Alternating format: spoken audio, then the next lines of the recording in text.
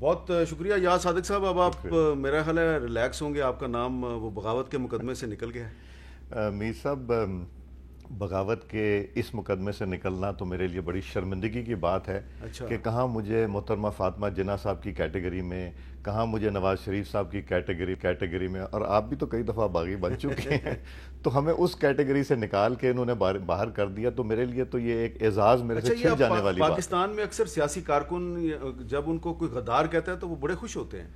اس لیے کہ غدار کہنے والے جو ہیں ان کی حیثیت کیا ہوتی ہے، غداری کا میڈل دینے والے جو ہیں ان کی کیا حیثیت ہوتی ہے یا ان کی سوچ ہوتی. یہ ان کی سوچ کی کنفیوژن ہے، یہ ان کی پینک ہونے کے سائنز ہیں. اور جس طرح یہ سارا کچھ ہوا، جو ڈرامہ ہوا، بیچارے کسی A S I S H O جو ہے اس کے اوپر یہ سارا ملبہ پڑ جائے گا. مگر کبھی ہو سکتا ہے اتنی بڑی چیز ہونے لگی. آزاد کشمیر کے پرائم منسٹر کے اوپر پرچے کرنے کا مطلب ہے آپ ہندوستان کو کیا میسج دے رہے ہیں اور اپنے کشمیریوں کو کیا میسج دے رہے ہیں. اور کیا یہ چیف منسٹر اور پرائم منسٹر کی اور یا آئی جی یا چیف سیکرٹری کی مرضی کے بغیر اتنا بڑا پرچہ اس چیز نوعیت کا ہو سکتا ہے؟ سی پی او لاہور کی تو مرضی سے ہوا ہے، اور وہ کہتے ہیں کہ میں اب اتنا پاپولر ہو گیا ہوں لاہور میں کہ میں جب برگر کھانے جاتا ہوں تو بچے آ کے تو میرے سے سیلفیاں کھنچواتے ہیں. اچھا اب یہ بتائیں کہ آج ایک استعفیٰ ہوا ہے، ایسے پی ایم تھے special assistant to prime minister Asim Saleem Bajwa صاحب، انہوں نے اپنے عہدے سے استعفیٰ دے دیا ہے. تو کچھ دن پہلے نواز شریف صاحب نے اپنی تقریر میں ان پر بڑی تنقید کی تھی، تو اب تو انہوں نے استعفیٰ دے دیا، اب آپ کس پہ تنقید کریں گے؟ میرا خیال ہے عاصم باجوہ صاحب محب وطن پاکستانی ہیں، اور انہوں نے استعفیٰ دیا ہے تو نیشنل انٹرسٹ میں دیا ہے کہ جب وہ سی پیک کے جب اس کے چیئرمین وہ آ کے لگے ہیں تو اس کے بعد جس کی ساری دولت امریکہ میں ہو اور وہ سی پیک کے چیئرمین ہو، تو انہوں نے اپنے آپ کو سیکریفائز کیا اس سے ہٹ کے، تو سی پیک اتھارٹی سے. اور نہیں، سی پیک اتھارٹی سے نہیں ہٹے وہ. نہیں یہ کیسے ہو سکتا ہے؟ آپ تو جو بات کر رہے ہیں ایسے پی ایم کے عہدے سے ہٹے ہیں. نہیں، میرا خیال ہے کہ جتنے کنٹروورشل ہو گئے ہیں، جتنے اچھا آپ اتنے بے خبر ہیں کہ آپ کو یہ نہیں پتا کہ انہوں نے صرف ایک عہدے سے استعفیٰ دیا. میں تو یہی سوچ رہا تھا کہ میں تو کہا نا کہ محب وطن پاکستانی ہیں جنہوں نے کہ اس سے بھی دے دیا تاکہ چائنا پاکستان کے تعلقات اور سی پیک آگے چلے گا. میں تو وہ سوچ رہا تھا، تو مجھے یہ نہیں پتا تھا. میں کہیں آج پہلی دفعہ آپ نے مجھے کنفیوز کر دیا. میرا تو خیال ہے کہ آپ کو سب کچھ پتا ہوتا ہے.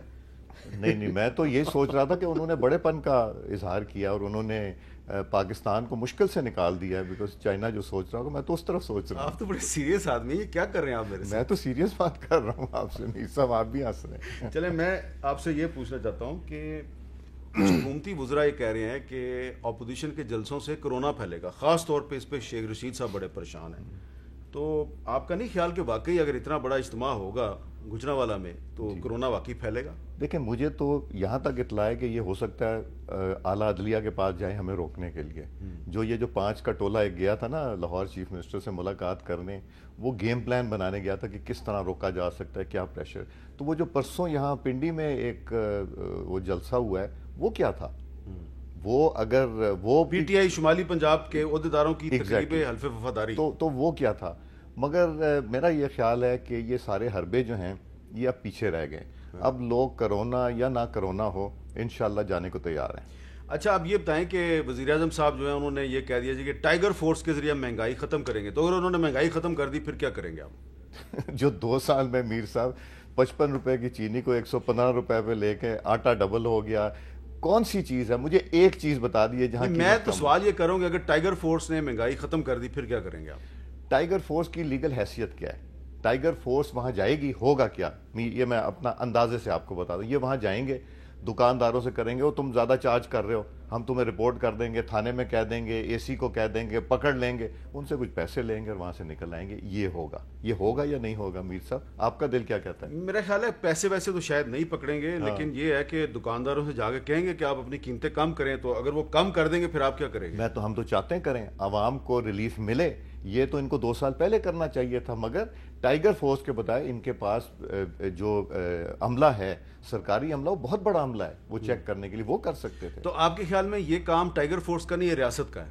یہ ہے تو ریاست کا. ٹائیگر فورس تو ایک جماعت کی فورس ہے نا جی، وہ اس کے پاس لیگل تو حیثیت کوئی نہیں ہے. اگر یہ ان کو استعمال کرتے تو کر سکتے تھے، اگر نیت ہوتی کرنے کی تو کر سکتے تھے. مگر چونکہ ان کو نہ طریقہ آتا ہے نہ سلیقہ آتا ہے، تو اس لیے وہ کام کر رہے ہیں، ایسے نئے کام کر رہے ہیں جس میں کہ سارا ملک جو ہے حیران ہوتا ہے. اب یہ بتائیں کہ اپوزیشن کے استعفوں کے مسئلے پہ بڑی بحث ہو رہی ہے، تو مسلم لیگ نون نے تو اعلان کر دیا ہے، خواجہ آصف صاحب نے اعلان کر دیا کہ ہم تو جب نواز شریف صاحب کہیں گے ہم استعفے دے دیں گے.